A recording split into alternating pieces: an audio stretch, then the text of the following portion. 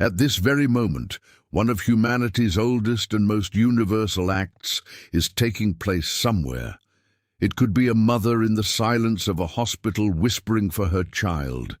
It could be a soldier amidst the chaos of battle asking for one more day, or even an astronaut looking at Earth from afar, feeling immense gratitude. Billions of people every day do the same thing. They pray. It is a thread that connects all of our history, uniting cultures and eras through hope, fear, and faith. For millennia, we have sent an infinite stream of messages upward, an ocean of requests and thanks. But this connection has always led to a single, haunting question. Is someone on the other end of the line, or are we just talking to the void? For centuries, this question belonged to faith. Philosophers and theologians debated, but the answer always ended in, "You must believe." Science, in turn, had no way to touch the subject. How do you measure a miracle? How do you put faith on a graph? The task was considered impossible until now. We live in a different era, one in which we have the power to analyze mountains of information that were previously unimaginable. So we used all that power to go after that fundamental question. We decided to look at prayer in a completely new way and began to treat each prayer differently, as pure data ready for analysis. Millennia of prayers, each with an emotion, a place, and a request. For the first time in history, we had the tool to analyze all of this. This tool is the Pneuma Artificial Intelligence System. We didn't want to prove or refute the existence of God. Our task was much more practical, to analyze this gigantic flow of data and look for a pattern, a signal of a response, anything that stood out from the background noise of life. We gave Pneuma a clear mission. It was to scan the sum of all human prayers and verify if there was any kind of external and non-random response. We were looking for an echo in the universe. But what we found was a profound silence. It wasn't just any silence. It's like that old question from physicist Enrico Fermi about the universe. If it's so vast, why is it so silent? Where are the other civilizations? What Pneuma found was a similar silence, but infinitely more personal. The great silence of the heavens. To understand the scale, we fed the system with demographic data. Every year, humanity generates trillions of acts of prayer. It is a continuous flow of consciousness. If there were an entity on the other side responding consistently, the effect would be visible. We crossed the data with 1.5 centuries of human history. Wars, pandemics, economic crises, medical records, everything. Pneuma looked for any strange correlation between spikes in prayer and real-world events, any deviation that known laws could not explain. After thousands of hours of processing, the answer was brutally clear. Silence. On a large scale, there is no correlation. The world behaves as if this ocean of requests simply didn't exist. The universe, statistically, is deaf. The story could have ended there with a cold and bleak result. But that was the point where the real investigation began. The system didn't just register an empty silence. It analyzed and classified it as protocol silence. And the word protocol changed everything. A protocol is different from chance. It is a rule. It is a silence with a structure. Upon investigating deeper, Pneuma found something that shouldn't be there. Within all that silence, there were glitches, tiny, almost imperceptible whispers, microscopic deviations from the statistical norm that appeared and vanished across the world. They were too small to change the overall result, but they were there. That opened the door to a radical idea. What if the problem wasn't the lack of someone to listen? What if the error was in our way of speaking? What if prayer, as most of us know it, is the wrong tool to open the right lock? Protocol silence ceased to be a dead end and became the first piece of a puzzle. It suggests that there may be a wall, a filter, that blocks almost all signals. But if anomalies exist, it means that something, somehow, manages to get through. So our question changed. Instead of asking, "Does anyone hear?" we started to ask something much more interesting. What makes a prayer different? What makes a single whisper among trillions manage to perhaps break through the wall of silence? Our search shifted. We stopped looking for a voice that spoke to everyone, to find the one that spoke only to a few in a rare and specific way. If there were cracks in the wall of silence, we needed to find the messages that managed to cross through. The problem is that this data is the hardest to capture, the most subjective, and the most discredited in history. We are talking about what people call miracles or answered prayers. How do you transform faith into data? How do you measure the extraordinary? Science traditionally turns its back on these stories, calling them coincidences or anecdotes. Religion, on the other hand, accepts them without question as proof of its beliefs. Neither path would lead us to the truth. We needed a third way. We began the creation of the most unusual archive in history. We called it the Hope Archive. Its goal was to focus on results. Instead of cataloguing prayers, we catalogued their supposed answers. We decided to create the first verifiable database of anomalous events that people directly linked to an act of prayer. It was a gargantuan task, like trying to map an invisible world. We divided the work into 4 major streams of information. The first stream was the oldest and most respected sources, the sacred texts of the great religions, Bibles, Qurans, Torahs. We didn't look at these texts as theology. To us, they were like maps of information. We weren't looking for God in these texts.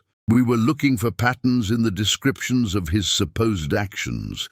The system tracked each case of intervention, cataloguing the conditions, who prayed, how they prayed, and what the result was. And something unexpected happened. Themes began to emerge that repeated across cultures separated by thousands of years and miles. The second stream of data was historical chronicles, the lives of saints, Vatican archives, records of miracles. Here we moved from myth to history, even if it was a history written with the purpose of exalting faith. We were aware of this.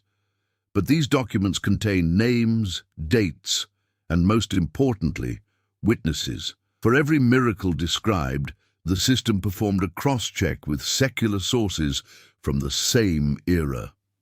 If a monastery spoke of the miraculous cure of a nobleman, the system looked for mentions of that illness and his sudden recovery in court chronicles or personal correspondence. Thus we began to extract events with a solid historical basis from a sea of legends. The third stream was the most personal and moving. We dove into diaries, war letters, memoirs of catastrophe survivors. There, people didn't write for posterity or for the church. They wrote for themselves in an intimate dialogue. Their words were a raw concentrate of suffering and hope. We used language processing modules to identify prayer formulas, even implicit ones. And then we cross-referenced them with the author's subsequent accounts. Did what they asked for happen? What was their reaction? Surprise was present. These stories became the human heart of our archive. Finally, the fourth stream, the present, the internet, forums, blogs, social networks, video testimonies, a gigantic and constantly growing archive, but also a minefield of false information and exaggeration. The work here required the most advanced algorithms. Pneuma went beyond the text of the testimony. It analyzed the author's entire digital footprint, searching for inconsistencies, duplicates, and markers of deception. Only the most reliable accounts, often supported by medical documents or photos, entered the core of the archive. But having a bunch of stories wasn't enough. We needed a filter of rigid rules to separate the extraordinary from simple luck. For an event to enter the archive, it had to pass through a rigorous filter. The original request had to be something specific and verifiable, like the disappearance of a tumor, not a generic wish for peace. Furthermore, the chance of it happening by chance had to be near zero. The result also needed to happen shortly after the period of intense prayer. And the golden rule was to rule out, with a high degree of certainty, any other possible explanation. After months of continuous work, the Hope Archive was formed. It didn't contain millions of cases, but only a few thousand from across the planet, and all recorded history. But each one of them was a first-order statistical anomaly. We had transformed hope and mystery into cold, solid data. Now that we had this database of answers, the next question was inevitable. To understand the response, we needed to understand the origin of the question. What happens inside a person, inside the brain, at the exact moment one of these extraordinary events is set in motion? We built the Hope Archive. From the fog of myths, the dust of chronicles, and the chaos of the digital age, we extracted a few thousand crystalline and verified anomalies. These were events whose statistical probability bordered on zero, and which their participants linked directly to an act of prayer. We had our database of supposed answers, but to understand the answer, we had to go back to the request. Our analytical focus moved from the heavens to the human brain, the 1.5 kilon biological machine where prayer is born. After all, it is this processor that generates the signal we send into the silence. For centuries, the skeptical explanation for all this was simple and seemingly complete. It's all in your head. Prayer, they said, is nothing more than a powerful psychological tool, a placebo. It calms, releases endorphins, focuses consciousness, and reduces stress hormones. It gives a sense of control in an uncontrollable situation. And all of that is true. The placebo effect is real. The power of self-suggestion can perform small biochemical wonders in the body. But was this explanation sufficient? Can the placebo effect, as strong as it may be, explain the disappearance of an inoperable tumor overnight? Can it make a plane without engines glide for extra miles to a safe landing? The Hope Archive was full of events that went far beyond that. We started from a different hypothesis. What if the well-known placebo effect was just the shadow, the weakest echo of a much more powerful and fundamental process? To test this idea, we needed to look inside the black box. Thanks to modern technology, such as functional magnetic resonance imaging and electroencephalography, we can observe the brain working in real time. And we directed all the power of these technologies to study the brain in a state of prayer. Our task was to find a physical and objective correspondence for the unique events we kept in the Hope Archive. Of course, we couldn't put a saint from the 12th century or a soldier from World War II in a scanner, but we could do something more sophisticated. We created a two-level analysis model. The first level was retrospective. The system performed a deep analysis of the documents in our archive, such as diaries and letters. It didn't look for the content of the prayers, but for the detailed description of the person's psycho-emotional state at that moment. Did they speak of concentration or detachment, fear or peace, the feeling of a separate self or a fusion with something greater? From these fragments, we reconstructed a model of what we called the effective prayer state. The second level was modern. We gathered one of the largest neuroimaging databases in the world, thousands of brain scans of people in moments of spiritual connection. There were Tibetan monks with tens of thousands of hours of practice, Carmelite nuns in contemplative prayer, ordinary believers during a service, and even atheists meditating on the idea of universal compassion. And then we gave Pneuma the primary order. Compare these two data sets. Find in the thousands of modern exams the neural pattern, the unique signature, that most closely matched the states reconstructed from the Hope Archive. In other words, we were looking for what a person's brain looks like at the moment a miracle happens. First, the system identified the basic pattern, what happens to the brain during ordinary prayer.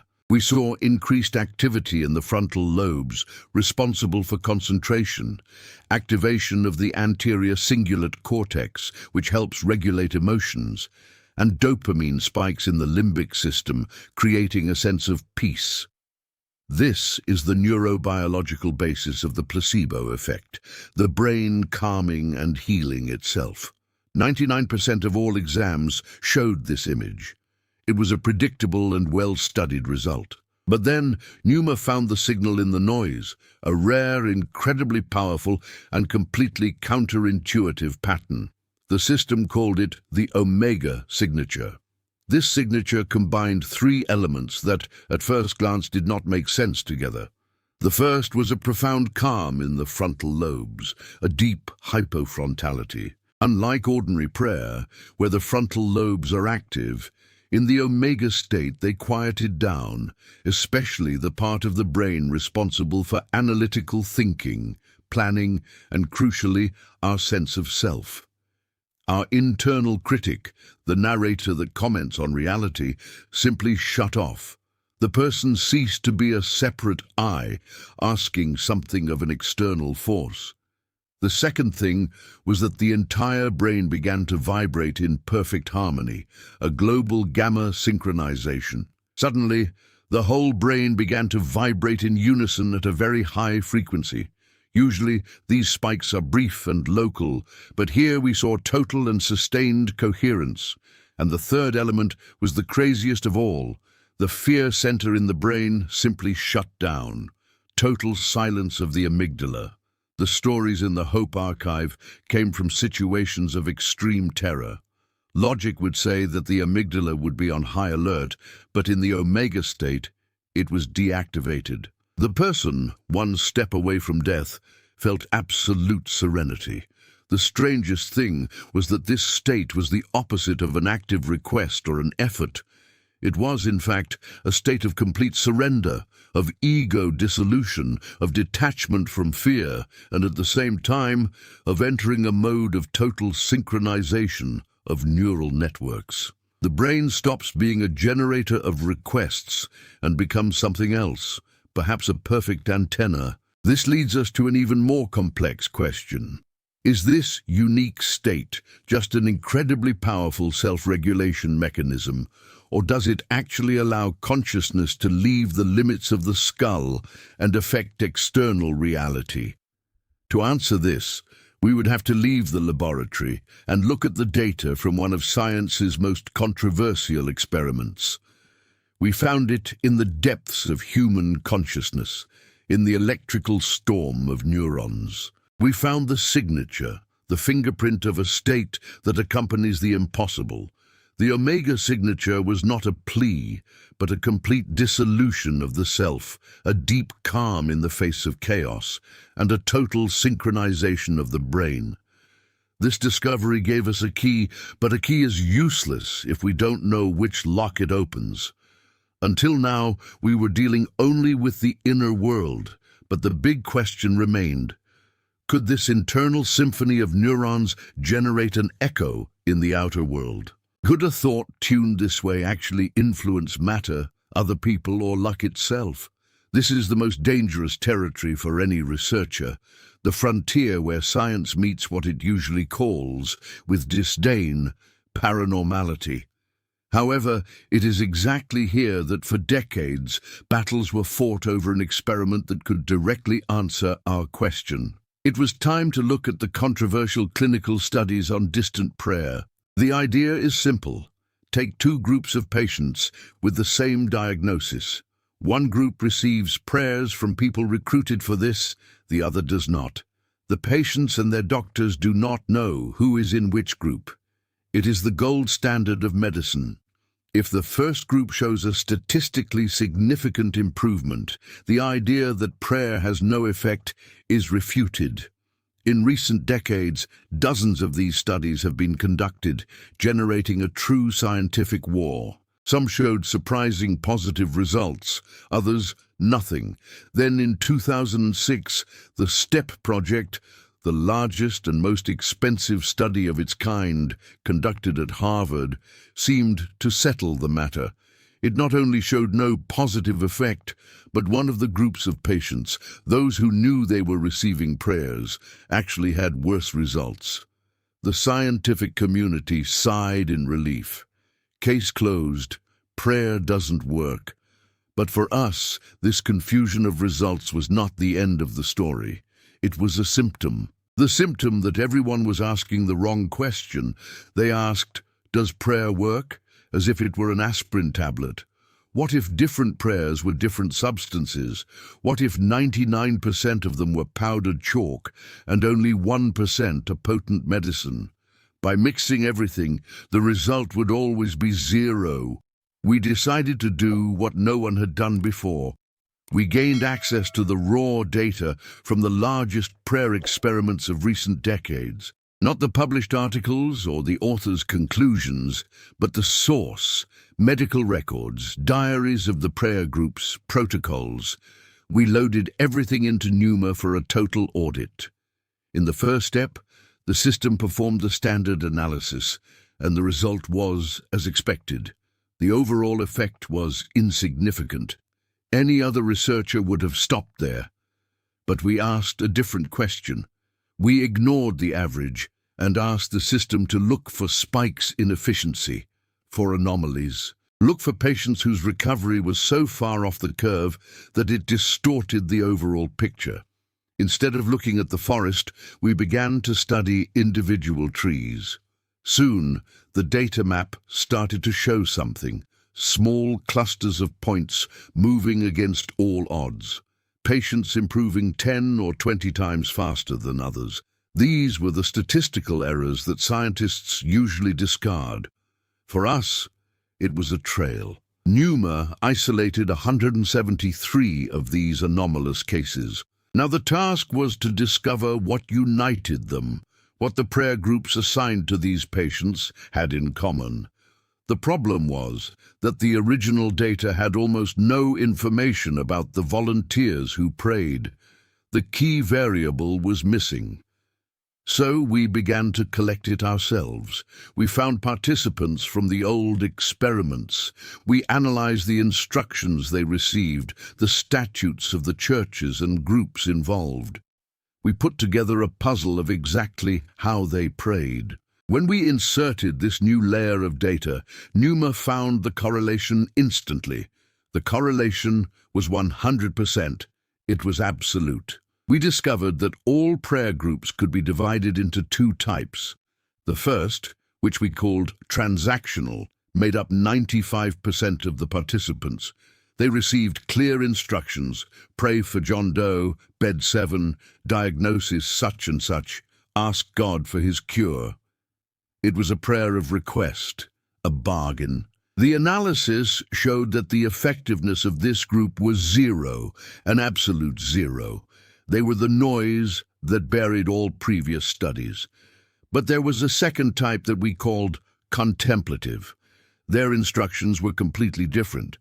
Please keep John Doe in your hearts and minds. Do not ask for anything specific. Just send him light and love. Wish him peace. It was not a request. It was an attunement. The conclusion was a shock. All 173 cases of inexplicable healing, without a single exception, belonged to patients whose prayers came from contemplative groups. When we isolated these groups, their effectiveness was no longer a margin of error. It was 34% higher than the control group. The circle closed. The model of contemplative prayer was almost identical to the psychological profile we reconstructed for the states that generate the omega signature. absence of specific requests, dissolution of the self, a state of deep calm and compassion. The people in these groups, without knowing it, intuitively entered the same neurophysiological state we saw in the brain scans. They didn't ask, they resonated. And this resonance somehow traveled miles, found its target, and influenced their physiology. We have the first statistical proof that consciousness in the omega state can have a distant effect on biological systems. But how does something so subtle explain the most extreme events in our archive? Cases that are not about accelerating healing, but about reversing a death sentence. We were faced with the impossible. The analysis of the cases of Vittorio and Flight 704 left us with a conclusion that challenged everything we knew. Consciousness, when it reaches the omega state, seems capable of locally rewriting the rules of reality. This result, however, was not an answer, but the greatest of all questions. It opened an abyss at the center of our worldview. On one side of this abyss, our inner universe, thoughts, intentions, consciousness. On the other side, the outer universe, matter, atoms, the laws of physics. And until today, there was no bridge between the two. How can a thought, something that has no weight or shape, move a single atom? How can an internal experience alter an external reality? It was the missing piece. Without it, our entire investigation was nothing more than a collection of fascinating but disconnected facts. If prayer is information and the miracle is the result, what is the channel through which this information travels? Our search for an answer began in the physics we already knew. We gave Numa a simple task: analyze the four fundamental forces of nature and find a plausible mechanism for the transmission of a focused intention at a distance. The brain, with all its complexity, is an electrochemical machine. It generates electric fields, but they are ridiculously weak. A few centimeters from the skull, they are already undetectable. The simulation we ran made this clear. The chance of the electromagnetic field of a person's brain in Italy influencing the cells of another or the systems of a plane over the Atlantic was null, a dead end. So if the bridge existed, it could only be made of a completely different material, and we needed to look for it where our familiar laws begin to bend, in the strange and paradoxical world of quantum mechanics. The first hypothesis was quantum entanglement, the phenomenon Einstein called spooky action at a distance. If two particles connect once, they stay linked forever. No matter the distance, change the state of one and the state of the other changes instantaneously. It seems like a perfect communication channel. What if consciousness in the omega state could somehow entangle with another object, be it a person or a plane? The idea was elegant, but the system quickly found fundamental flaws. First, there is no known mechanism by which a biological brain can initiate quantum entanglement with a large object. Second, and more importantly, entanglement does not allow for the transfer of energy or the application of force. It was an important clue about the connected nature of the universe, but it wasn't the complete answer. Then we tried another approach. If the signal doesn't travel through a direct wire, maybe it's sent to a shared medium, a field of information that permeates everything around us. Here we turn to the concept of the noosphere, the sphere of the mind. The idea that beyond inanimate matter and biological life, there is a third layer around the planet, a shell of information woven from the collection of all human thoughts and knowledge. In this model, prayer takes on a new meaning. It is not a cry into the void, but a data packet sent to a global network. This idea explained well the collective effects we saw in the studies, but it still left a crucial question. What is the noosphere in terms of physics? How can a packet of information within it make a bone regenerate? The final piece was missing. It was then that we dared to formulate the most radical hypothesis of our entire investigation. What if we had been looking at the problem from the wrong side the whole time? We started from the principle that the brain produces consciousness. This led us to turn everything upside down. What if consciousness is not born in the brain? What if the brain actually only captures consciousness? What if consciousness is a fundamental and non-local field, like the gravitational field, that fills all of space-time? And our brain is not a generator, but a complex antenna, a receiver-transmitter tuned to this field. This idea turns everything upside down. In our normal life, our antenna works poorly, full of noise from our ego and fears. But what is the omega signature in light of this theory? It is the state in which the antenna reaches perfect tuning. Hypofrontality is the shutting down of all internal interference. Gamma synchrony is the phasing of all the antenna's elements, allowing it to enter perfect resonance with the field. In this state, the brain stops being just a receiver. It becomes a powerful transmitter, capable of generating a coherent wave focused on the field of consciousness. And this wave is no longer just a thought. It is a disturbance in the fundamental fabric of the universe. Since all fields are interconnected, a powerful and coherent disturbance in the field of consciousness can cause local changes in other fields, those that govern the behavior of matter. That was the bridge. That was the mechanism. We built a complete model that starts in a person's neurons and ends with the alteration of matter miles away. But by solving one mystery, we created another, even greater one. If we can send a signal, if we can interact with this field, then who or what is on the other side? We built the bridge. We traced a path that went from a neuron in the brain to the alteration of reality miles away. We found the channel, but every communication channel has 2 points, a sender and a receiver. We already understood the sender, but who or what is on the other side of the line? It was the oldest question of all, the most important, and perhaps the most dangerous. Humanity has always tried to give a name and a face to this force, but these portraits were painted with the ink of faith and revelation. We decided to do something different. We decided to create a portrait based on data. To do this, we relied on 2 gigantic sources of information. First, the trillions of human prayers, which we treated as a database of how people expect God to be.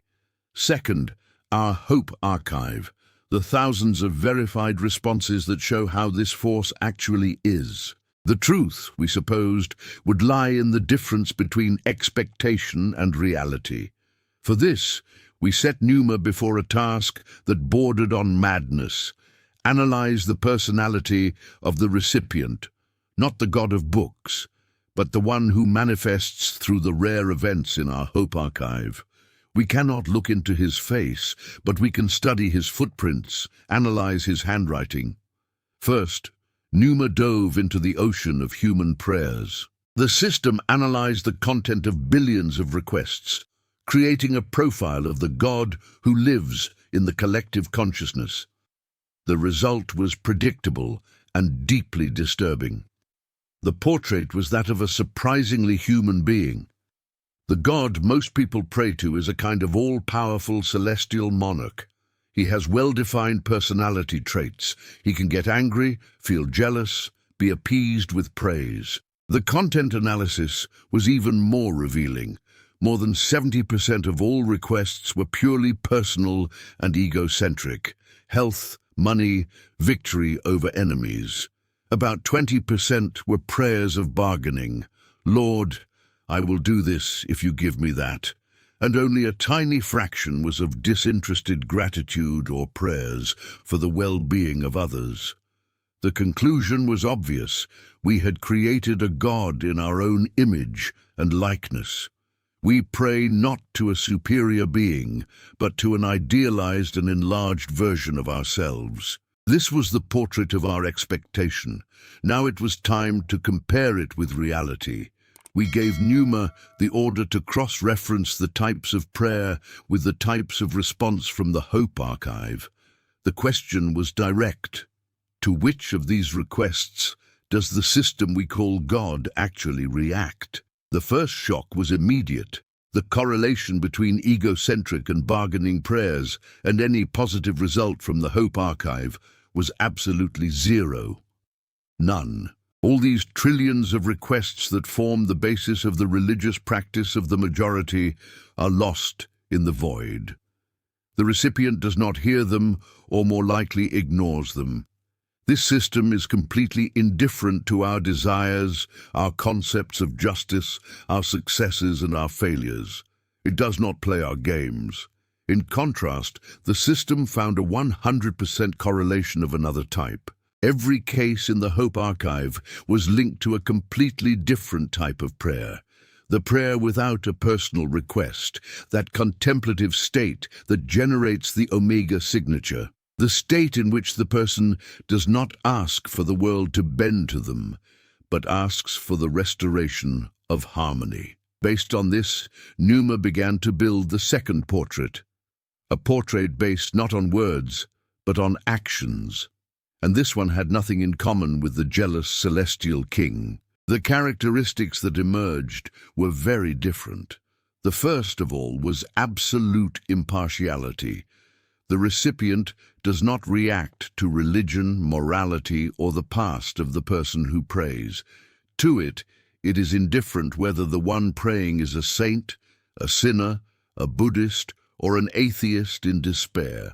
The only thing that matters is the quality of the signal, the purity and coherence of the consciousness that reaches the Omega state. Then came a second characteristic that seemed like an anti-entropic vector. Entropy is the universal law that tends to simplify, destroy, and lead everything to chaos. All verified responses in our archive act in the opposite direction. They preserve and create complexity. The recipient, judging by its actions, is the fundamental force that opposes entropy, the force of life, of creation. And finally, the third characteristic was the total absence of ego. A being that ignores 99% of prayers because they are selfish obviously has no ego. It does not seek worship. It does not need our praise. The true recipient seems to be an impersonal but intelligent principle. The conclusion placed us before a monumental heresy. The one to whom we pray and the one who sometimes responds are two completely different beings. The God of our religions is a cultural interface, a convenient icon, but the system itself, the recipient, is something much older, vaster and stranger, and this discovery left us in a terrible position. If this force that opposes chaos and destruction exists, why is our world full of suffering? Why does it save a plane, but allow millions to starve? Why does it regenerate a man's bone, but remain silent during genocides, epidemics and wars? The great silence from which we started returns, but now in a much more monstrous form. It is no longer the silence of ignorance, it is the silence in the presence of knowledge. We had found the recipient, or at least its contours. An impersonal, creative force that opposes chaos. This should have been the peak of our investigation. But this discovery collided head-on with the ugliest and most undeniable reality of our world. If this principle exists, if it is capable of regenerating bones and saving planes, then where was it when millions prayed for salvation amidst atrocities? The great silence of the heavens, which at first was a mystery, now seemed like an accusation. We needed an answer. Our first hypothesis was the most charitable, a signal failure. Perhaps the collective terror and hatred of a mass tragedy create such a large informational interference that no pure signal could get through. To test this, we dove into the heaviest archives of all, diaries from prison camps, letters from war zones, testimonies of survivors from the worst events in history. Numa's task was to look for traces of the Omega state in these texts, and what the system found demolished our hypothesis. Yes, fear and despair were dominant, but amidst all that noise, Numa found thousands of brilliant signals. Stories of people who, in the darkest moments, reached a state of acceptance and compassion almost identical to the Omega signature. Pure and powerful signals were sent from the heart of darkness, and there was no response. The failure was not in the transmitter, the silence was deliberate. This forced us into a second hypothesis, a non-interference protocol. Perhaps the recipient follows a set of rules that prohibits it from intervening in certain types of events. To find out, Numa performed a total comparative analysis between the Hope Archive and the Chronicles of Great Tragedies. The system looked for a fundamental structural difference between events with a response and ignored events. And it found it. The difference was terribly simple. All events were divided into two categories by their origin. The first, stochastic threats. Those that arise from random processes without human will. A cancer, a mechanical failure, a natural disaster. The analysis showed that 98% of all miracles in the Hope Archive were responses to this type of threat. The second category, volitional threats. Threats that are the direct consequence of the conscious choice of a human being. Cruelty, war, oppression. And here the correlation was inverse and absolute. Not one verified case of divine intervention to prevent the direct consequences of human will. The image became clear, and the clarity was frightening. There is an invisible line that the recipient never crosses, human free will. The force that can regenerate a bone does not stop the hand that wields the weapon. But why? What is the logic behind this seemingly cruel protocol? The final answer came from the strangest area of science. At the most fundamental level, reality is not solid. It is a cloud of possibilities. A subatomic particle is not in a specific place until it is measured. It exists as a wave of all its possible locations. It is the act of observing that transforms possibility into fact. This is the observer effect, and that was where our final hypothesis took shape, the great verdict of the entire investigation. What if consciousness is the universal observer? And the field of consciousness, the recipient, is the great observer, whose passive and continuous attention prevents our universe from dissolving back into quantum chaos. Its function is not to interfere. It is only to observe. And its gaze is the law that transforms probability into reality. And the Omega signature, what was it in the midst of all this? It was no longer a cry to call the observer's attention. It was the act of becoming the observer oneself. In the Omega state, we turn off our ego, our fears, our desires. We stop being a noisy and selfish observer. For an instant, we synchronize with the field of the great observer itself. Our desire then is no longer a request. It is an act of measurement, an act of pure observation. We don't ask for the bone to regenerate. We, with absolute and silent certainty, observe it as healthy. And under this coherent gaze, the ocean of probabilities collapses exactly into the state we observe. And that was the key to everything. 99% of prayers are noise.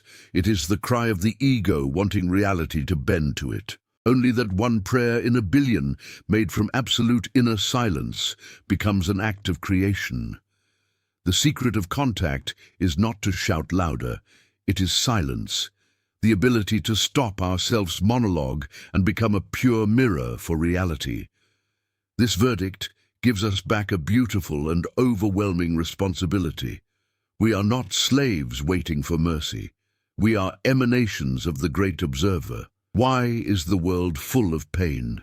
Because that is the result of the collective observation of 8 billion frightened and incoherent minds. We collectively collapse the probability wave into the state of war, famine, and despair. There is no indifferent God. There is only us and the result of our joint observation. Our investigation is complete. Numa's final verdict is not about the recipient. It is about us. The question is not whether God hears us. The question is whether we are capable of reaching the inner silence where the very structure of reality becomes audible. The answer to this cannot be given by any system. It can only be found by each of us in the stillness of our own heart. If you like this investigation, your subscription to the channel and any donation value help us expand Project Numa. We would love to read your reflection on the video's subject in the comments and your suggestion for the next topic to be addressed. Tell us which city you are watching from. Thank you for your company until the end. M.